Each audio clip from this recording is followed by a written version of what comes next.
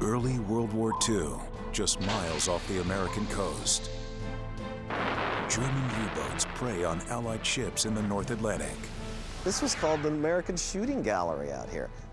On a dark night in 1943, disaster strikes one of these ships, the USS Murphy. The sparks flew. This looks like someone took a pencil and just broke it. But official Navy records make no mention of the sinking. Here's a ship that sank, yet it didn't sink.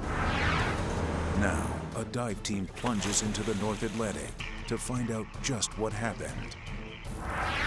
Dangerous diving conditions may put this quest in peril. The hazards were everywhere. But what's down there is a story unlike any other. It's putting your hands on history.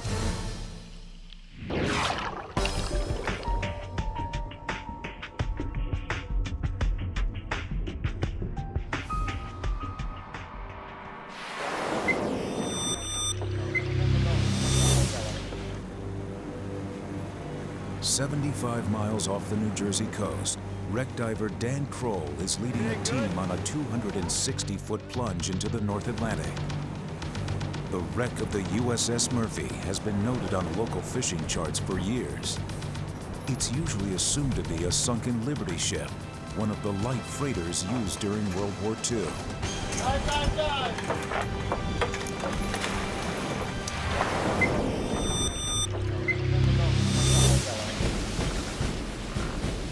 Well, Liberty ships were cheap, economical, and fast to build. The idea was to get as many war materials and personnel across the Atlantic as possible.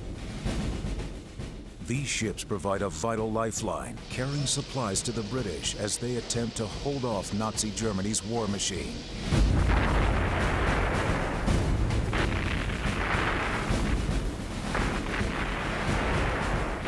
Adolf Hitler's military has conquered most of Western Europe in 2 short years. And now he wants to add Great Britain to his lists of conquests.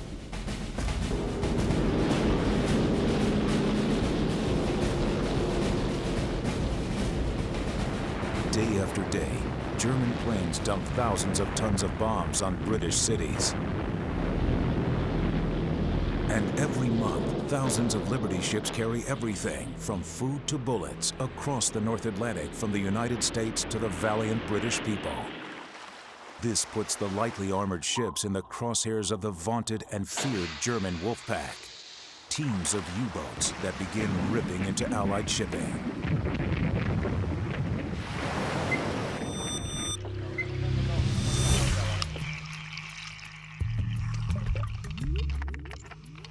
But when the dive team gets down below, the wreck just doesn't look like a Liberty ship. In fact, it looks like a destroyer. Now, one of the things that really spoke destroyer to me was getting this shot of the bow. I had read a book and saw the exact same photograph of a destroyer in Guadalcanal. And so that picture came into my mind when I'm looking through the viewfinder of my camera going, this is the same shot. When they get back ashore, research of World War II-era shipping records confirms that they have actually found an American destroyer, the USS Murphy. But according to U.S. Navy records, the ship never sank. In fact, the USS Murphy was sold for scrap in October of 1972. Now, Dan and his team are eager to get to the bottom of this apparent mystery. How's it going? The dive team sets out at dawn on board local charter Captain Bill Cleary's boat, the Depth Charge. Good to go. Thanks, man. We left the dock at about 5:30 in the morning. Took about 3.5 hours to get out there, and we're going 20, 22 knots. I mean, this is not a slow boat. And we're covering 70 miles of ocean. As usual, you try to get as much stuff done on your way out. The divers check their gear and then do it again, because they know the North Atlantic is one of the most challenging dive sites in the world. they experience conditions that you won't find or experience anywhere else in the world. You can have ocean, current, temperature, and depth all in one dive, and sometimes it's very extreme. But this isn't just a North Atlantic dive. It's a deep North Atlantic dive, 260 feet. That depth is beyond conventional scuba limits. It's in the technical diving ranges, and it's an extremely challenging dive. Even for this experienced dive team, they remain optimistic since the weather seems to be cooperating. We had very little sea going out there, and when we got to the wreck site, conditions were fabulous. Bright, clear, sunny day, nominal wind, and ordinary wave heights, in the 2-foot range. 3 hours after leaving the dock, the dive team zeroes in on the wreck site. Now, it's time for the crew to set a mooring. It will need to be as close to the wreck as possible. Billy has set up a drop line or a shot line, and it's about 100-pound steel weight on the end of the line, and on the other end of the line is a float. So when we pass over the wreck, and you're going to see a rise on the sonar, and at that moment, when everything matches up, we're going to toss this shot line overboard. That buoy that's over there now is our marker. So what we're going to do now is use that as a visual reference to go back to the wreck, and we're also going to use it as a travel line down to the wreck. Bill Cleary and Joe Masrani dive in and head for the wreck so they can set the shot line. It may sound easy, but it's the toughest job on the dive, especially at a depth of 260 feet. When the time comes for the rest of the team to descend, they want the bulk of their 20-minute downtime spent investigating the wreck, not swimming over to it. As we got to the bottom, we recognized right away that this shot had landed immediately adjacent to the wreck. At first, it seems like Bill and Joe have been successful. On the surface, Dan and David Ulloa wait for the telltale signs of a secure mooring. Once that line is secured, then they send up a signal to the surface. Very complicated, high-tech signal. 3 styrofoam cups. But those are the things that work. I know that the wreck is north of the buoys, and most of the Dan and Dave wait for cops, but they're a no-show. That's because Bill's run into a serious problem down below. Fishing boats frequent this area and have left behind an unintentional hazard. I was starting to become entangled in monofilament. Monofilament is fishing line. I attempted to shrug myself free, and in doing so, ripped the regulator out of my mouth, and in the process, the mouthpiece off my regulator. That caused an uncontrollable free flow that I couldn't stop with my hand. You're instantly in a life and death situation. Fortunately, my dive partner, Joe Masrani, he managed to isolate my manifold and eliminate the immediate danger. The problem was at that point I had already lost most of my bottom gas, and I recognized I had to leave immediately or risk running out of gas completely. Finally, Bill makes his way back to the safety of the surface. Joe Masrani stays below to get the job done. He releases the styrofoam cups. Now, the rest of the team can get to work. When they come to the surface, that's the signal everything's good and pool's open, so to speak.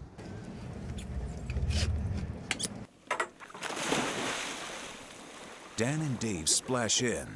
They pass by Bill, who's finishing his decompression just 20 feet below the boat.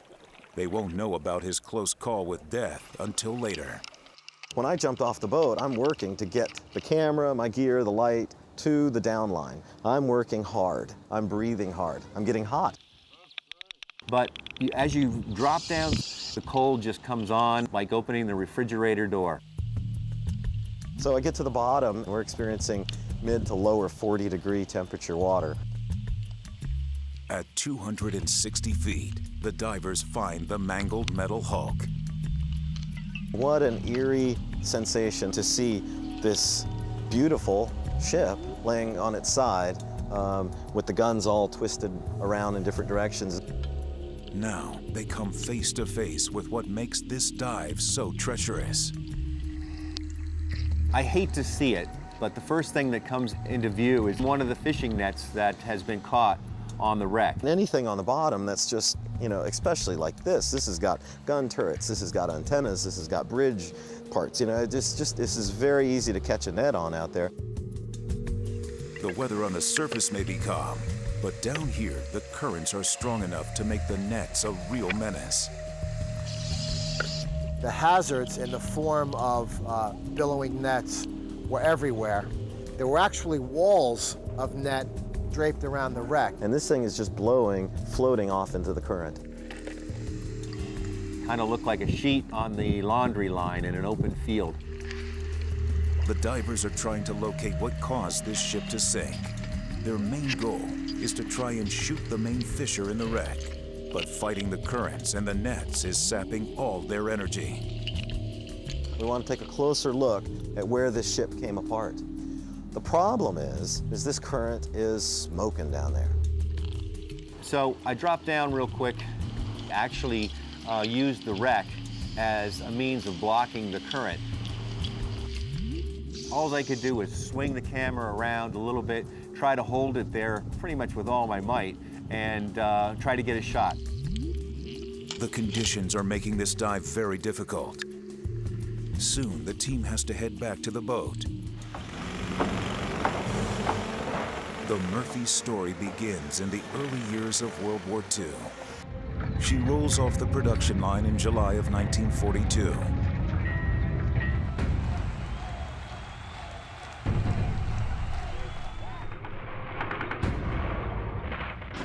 It's 1 year after the German launch of Operation Barbarossa, a daring invasion of the Soviet Union.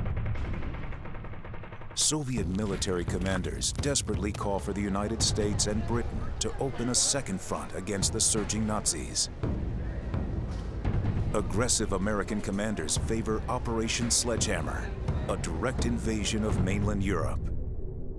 The British believe that taking entrenched German forces on directly would lead to military catastrophe.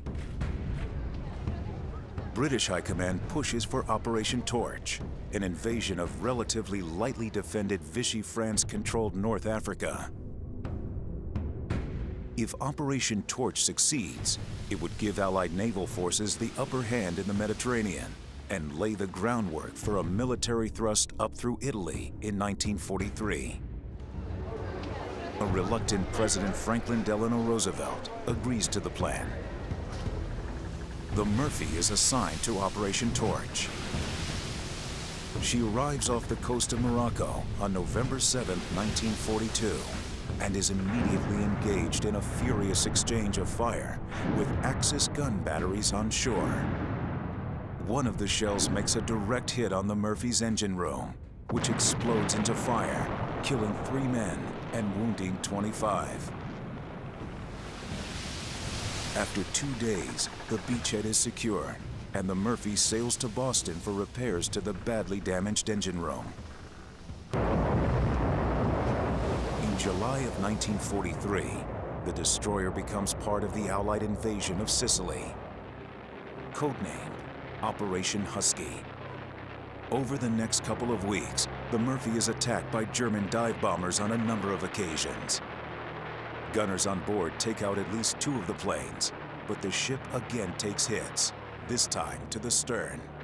In 1 year of service, the Murphy had already become a battle-scarred veteran.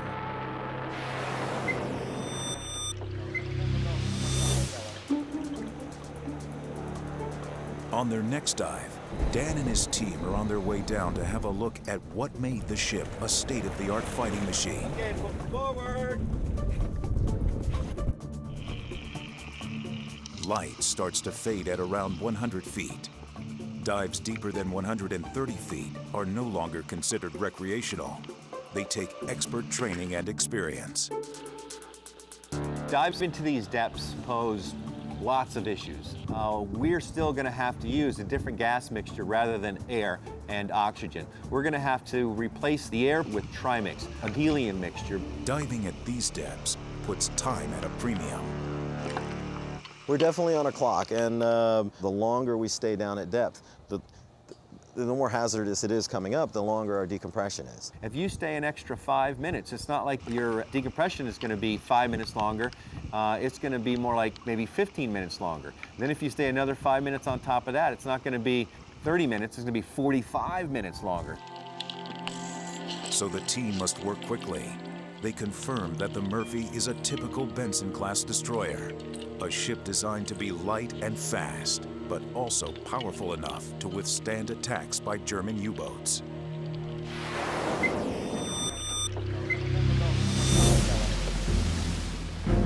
The Benson class is designed as an improved version of the World War I Sims class.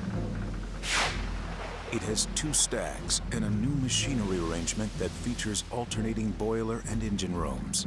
It is believed that this will give the ships a better chance at surviving torpedo damage. The extra equipment increases her length to 348 feet and width to 36 feet. Still, the Bensons are nimble. Their new sturdiness turns them into a deadly U-boat foe. Destroyers like the Murphy were about to help turn the tide against the Nazi wolf pack. We're looking at a destroyer, and this is amazing. This wreck is just, it speaks to me. As I'm swimming along the bow, on this wreck in particular, I felt like I could hear the sounds of shipboard operation, and most eerily, I could hear the sounds, or what I imagined it would be like on that night when the ship went down. I was awestruck by the notion that I'm one of the very first guys to be in this bridge since it sunk in 1944. Of course, the bridge is in disarray. There's been some deterioration, there's been some collapsing of bulkheads. Some of the equipment is jumbled and twisted. Nevertheless, it's clearly recognizable as the bridge of a warship. Dive conditions are still challenging for the team, and on the way up, Bill Cleary once again feels a tug on his gear. My first reaction was that perhaps there was a current in the area, or that I was stuck on one of these nets. And as I looked around, I realized I wasn't, but I also saw a single strand of monofilament draped across my dive light. And to me, that was a message from the wreck that there's always going to be good days and bad days, but even on the good days, you need to be careful.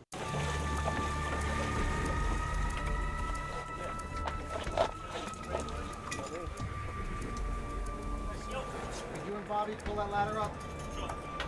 We left the wreck, thankful that everybody was okay, proud that we accomplished what we did under those conditions, and eager to get out there again and finish the job. Got on the boat, 3-hour boat ride, 3.5-hour boat ride back to port. And by this time, it's 7 p.m. We've been out on the water for over 13 hours now. We're exhausted. Time for a day off. We still have tanks to fill, rebreathers to clean, equipment to prepare, and plans to make for the next dive. For the second dive, we want to get back to the break. We were dealing with the current. We really couldn't get to where we wanted to be. So we're hoping that there's going to be less current, or maybe attack it from a different angle. The weather forecast is dicey, with moderately rough seas predicted, but the team decides to make a go for it. They're counting on an improving forecast to the north, where the wreck is located. The forecast for the south of New England area was 1 to 3 feet, and the Hudson to Baltimore Canyon area was 2 to 4. This area lies right on the cusp between those, so averaging 2 to 3 feet, we felt that we had a pretty good shot. Unfortunately, seas are even choppier than they expect. We headed out, and we were plowing through 5-6 foot seas for a large portion of the transit. And the waves are coming over the top of the boat, the back end of all our gear is just getting washed by seawater. I mean, everything's just getting beat up. By the time they get to the dive site, the weather is changing.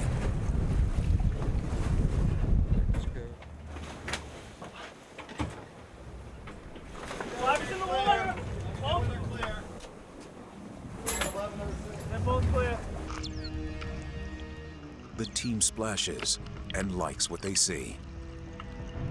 By the time we got to the wreck, it was obvious that the conditions indeed were improving. The surface current was also not nearly as bad as what we experienced on Sunday, which made it pleasant to descend. We could basically just drop down the line. We weren't having to pull ourselves down the line. As the divers investigate the wreckage 260 feet down, it's obvious the ship has suffered traumatic damage. What struck me when I see this is this looks like someone took a pencil and just broke it. What could account for the catastrophic damage done to the ship's hull? And how could Navy records neglect to mention the ship sinking? The answer lies in a dangerous mission assigned to the Murphy after the invasion of Sicily.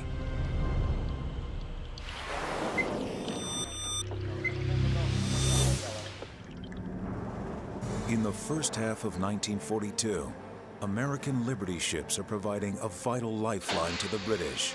But German U-boats have been inflicting a devastating toll on Allied shipping. Every day, it seems, U.S. newspapers are telling stories of American and British ships going down with significant loss of life. This was called the American Shooting Gallery out here.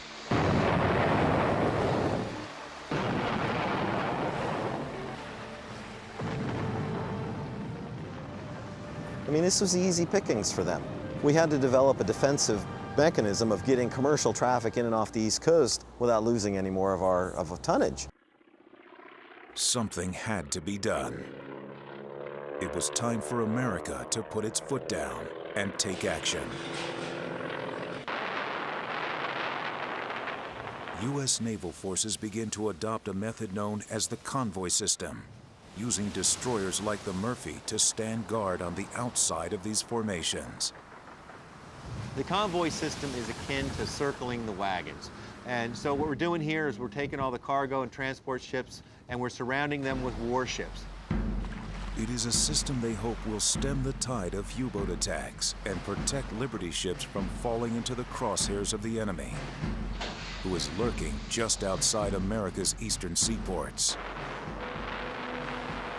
The U-boats were just on the prowl out there off the East Coast, and so this ship was assigned escort duty on convoys. The convoy system marks a turning point in the War of the Atlantic. Convoys create new safety for ships that would be prime targets for marauding U-boats. But they put the Murphy and destroyers like her on the front lines of a stealthy battle between the U-boats and Liberty ships.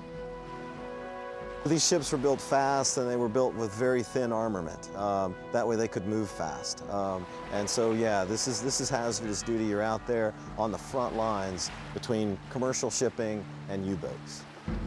On October 21st, 1943, the Murphy leaves New York Harbor for a predetermined but secret location where she will meet and accompany a supply convoy to the United Kingdom. As was the norm, no one on board knows the job that awaits. Their orders are to steam out of port and report for duty at Point Z, a secret area where naval escorts and merchant marine cargo ships rendezvous before heading across the Atlantic. All the commercial ships would get in a long line or packed together. And this is not unlike the similarities between prey animals and predators. We assign the U-boats as a predator-style attack ship. The commercial shipping would be prey for these predators. Prey animal in the wild all stick together as groups in a herd. The Murphy, along with 7 additional destroyers and 2 battleships, is assigned to escort 17 transport ships through enemy-infested waters to the Allies. The transport ships of the convoy are carrying much-needed supplies for the British who are under German siege. The convoys would run a zigzag course in an attempt to throw off the German U-boats known to be lurking in the vicinity. In another defensive move, the fast, lightweight destroyers would run under blackout conditions, keeping a wary eye out for the ubiquitous U-boats. It's a huge convoy. There's hundreds of ships in a mini square mile area, There was no moon, there was no light, there was no horizon. In many cases, on the bow of your own ship, you couldn't even see it. So they're running darked out. Ships can't see each other. You're closing all your doors. There is no light leakage out of the ship from the interior of the ship at night. Not even a cigarette. The cherry, the little red part of the cigarette, can be seen for almost 500 feet in pitch black conditions. On the bridge, the Murphy's radar shows dozens of ships running alongside the destroyer. Radar technology is available, but it is still a very crude instrument. It wasn't anything like we're used to today. There was really just a sweep of the radar that went around, and there'd be a blob, a white mark, that would stay illuminated for a short period of time on the screen. At 8:50 p.m., as the massive convoy plows through the North Atlantic, the radar man aboard the Murphy picks up an unidentified object ahead. The officer on duty radios the commander aboard the lead destroyer with the news. The commander said that we want you guys to go out and check it out. See what you can find. You know, it could be a U-boat. The lieutenant on the Murphy's bridge believes that the object is 3 miles away, but he is new and inexperienced. The radar man argues that it is much closer. Regardless, the officer orders the Murphy to chart a course for the target. I spoke to the radar man, and I'm pretty sure he had it down, but unfortunately, the commander wasn't quite sure. The object is closer, and it's no submarine. It's an 8,000-ton American tanker. The massive SS Bulk Oil had been in the convoy ahead of the Murphy, but engine trouble had forced her to turn back to New York. She's traveling alone, and her crew is nervous. The Bulk Oil was just recently fitted with what they thought was a torpedo detecting device. And essentially what you had was nothing more than a hydrophone or microphone on either side of the ship. And on board the ship in the wheelhouse, you had a red light for port side and a green light for starboard side. On the bridge of the Bulk Oil, the hydrophone operator tells the commanding officer that he has picked up the audio signal of a torpedo. Unfortunately, it is not a torpedo, but the approaching USS Murphy. Since the Bulk Oil is expecting a torpedo attack, it turns, making a defensive maneuver. When a torpedo is coming at you, it wants to come broadside. That's a big target. You can break the ship in half right here. But if you take it on head-on, it stands a chance of missing you, just because now you've narrowed your profile, made a smaller target. The Bulk Oil believes it's under torpedo attack and is trying to take evasive action. Problem is it turned right into the path of this destroyer.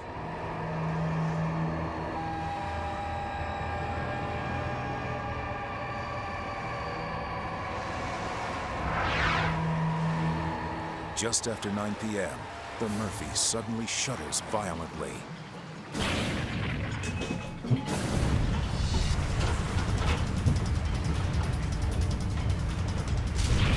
Metal scrapes against metal, sparks fly, the boats collide.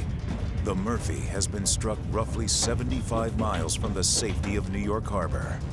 And the only light that you could see that night is when the collision occurred and the sparks flew as the Bulk Oil tore through the middle of the Murphy. The Bulk Oil actually severs the Murphy in two. The Bulk Oil pushed through the destroyer and literally just took the front end with it. The front end, or bow, of the USS Murphy is almost demolished by the lumbering tanker. It immediately starts to roll to its starboard, or right side, as the back half of the boat tears completely free. Men are thrown from their bunks. The lights go out, all in a matter of seconds. The sailors who are trapped inside the drifting and listing bow are completely disoriented as walls become ceilings and they're plunged into total darkness. It will take a miracle for any of them to escape. So the men are experiencing all types of just catastrophic conditions. They've got water rushing in, they've got air pushing out. As the water comes in, it's going to build up air pressure, and that air is going to want to vent and exhaust out of any opening it can find, and sometimes even make. It'll just blow doors right off, blow windows out, hatches out. For the men stuck deep in the bowels of the ship, the only way off the rapidly sinking destroyer was through a porthole. But getting to a porthole is no easy task on a ship that's gone topsy-turvy. And even for someone who knows the way out, what was once a door is now a window. It's you're walking on the walls, and the roof, from floor to ceiling is only 1.5 feet wide, which used to be a passageway, great to walk through, terrible to crawl through.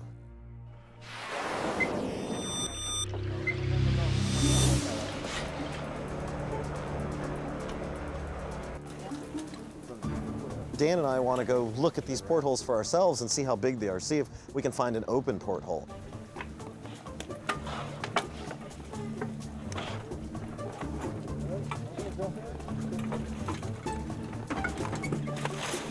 So the next mission is to start from the bow and head aft and count the portholes and look at each and every one of them to see if there's any that are open or not.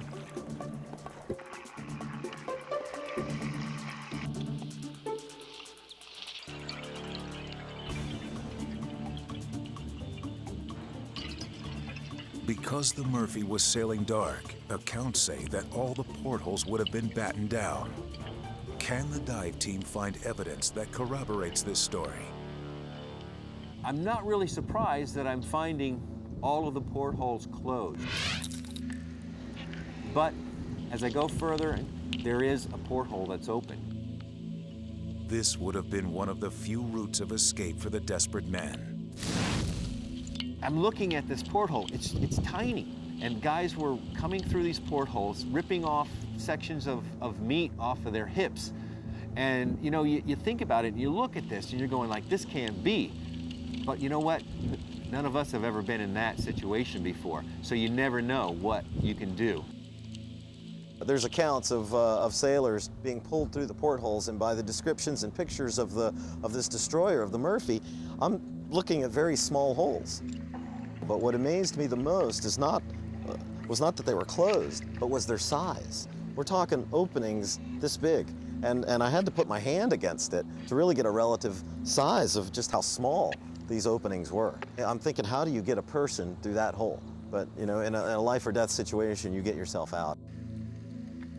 Seeing this open porthole really lends credibility to a lot of stories that were told to me by the survivors of that night of the collision.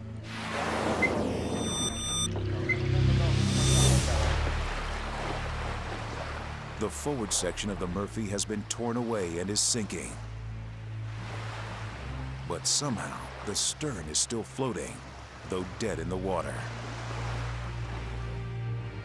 From their disabled ship, the surviving crew of the Murphy witness a horrifying scene. A lot of these guys were in the water, splashing around, just trying to stay afloat. Their clothes are covered in oil. And in many cases, they just got tired and just sank. Incredibly, her stern section remains intact and stays afloat. So one of the amazing parts about this whole story is that here's a ship that sank, yet it didn't sink. The back half of the Murphy has been saved by compartmentalization. Her hull design divides the ship into sections with watertight bulkheads. Incredibly, these bulkheads hold together at the point of collision, preventing water from flooding into the disabled ship's stern.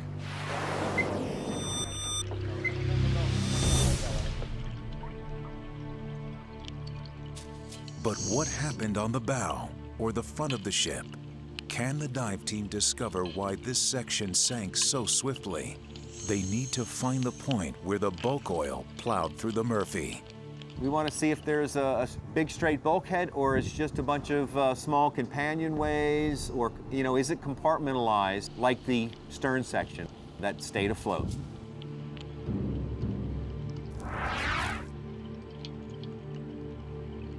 I got in a little bit closer to where the break is, and you could just see that there was no way that this was ever going to stay afloat.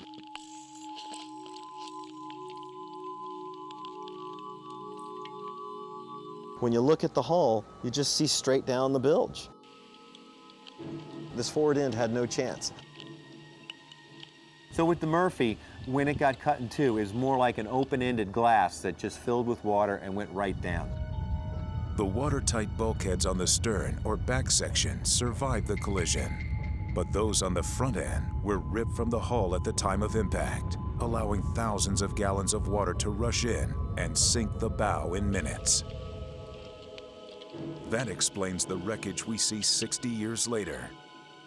The bow of a ship in 260 feet of water, steam lines, fuel, and electric lines severed.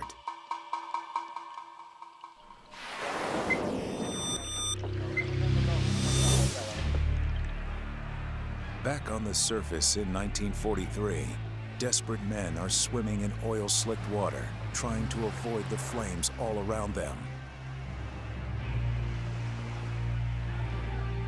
The destroyer, the USS Glennon, is the first on the scene. This rare footage, taken from the Glennon, captures the chaotic rescue in action. After plucking as many men as possible out of the water, non-essential personnel still on board the floating stern are transferred to the Glennon. A few sailors are left on board. Because of the economic pressure at the time to have ships in service and the production pressure, they elected to salvage the stern of that vessel, and they did so by towing it backwards into the Brooklyn Navy Yard.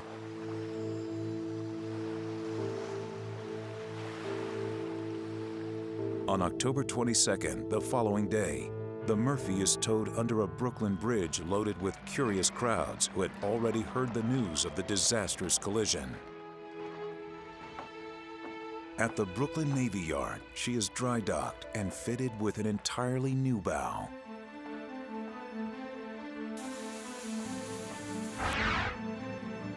Seven months later, on June 5, 1944, the Murphy is off Vierville, France, better known as Omaha Beach. She is back in action, in time to participate in the Normandy invasion. Next, she is sent to the Indian Ocean, where at the request of President Roosevelt, the Murphy picks up Saudi King Ibn al-Saud and transports him to a meeting. Hosting a head of state means the ship gets refurbished, this time on the inside. With the war finally winding down, she is sent to the Pacific and is one of the first ships to reach Nagasaki after the Japanese surrender.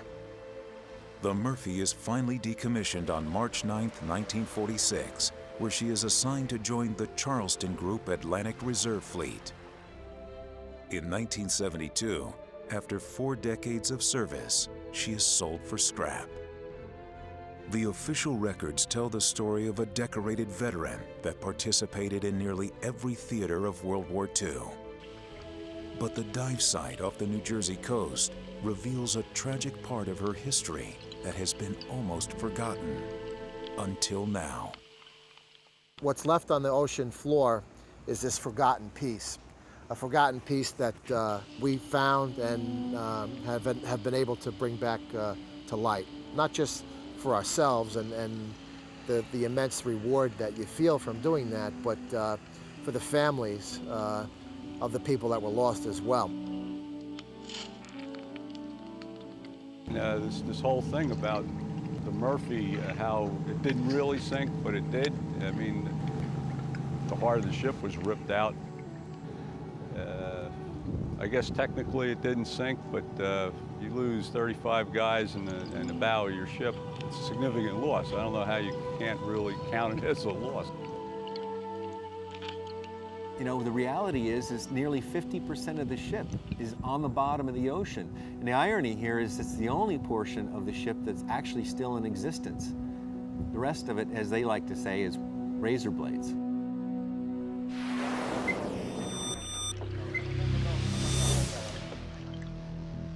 Okay, just wait. On their last dive, Crowell and his team have been asked to place personal mementos from the men lost in the disaster on the wreck.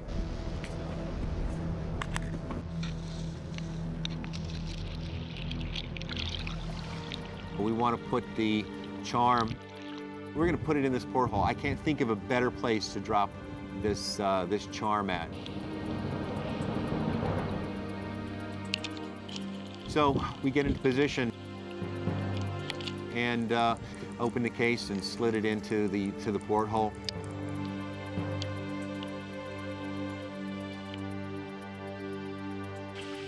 When the divers get back topside, they pay a final tribute to the men of the USS Murphy by throwing a bouquet in the water over the wreck. This is for Gail and all the other 34 guys who didn't make it. Laying a wreath on the wreck, dropping flowers, and attaching a pendant to the wreck from a woman whose first love was lost on the wreck, and who has asked us to do something like that more than 50 years later, tells you how strongly the events of the night the Murphy sunk have impacted people and how long that impact has lasted.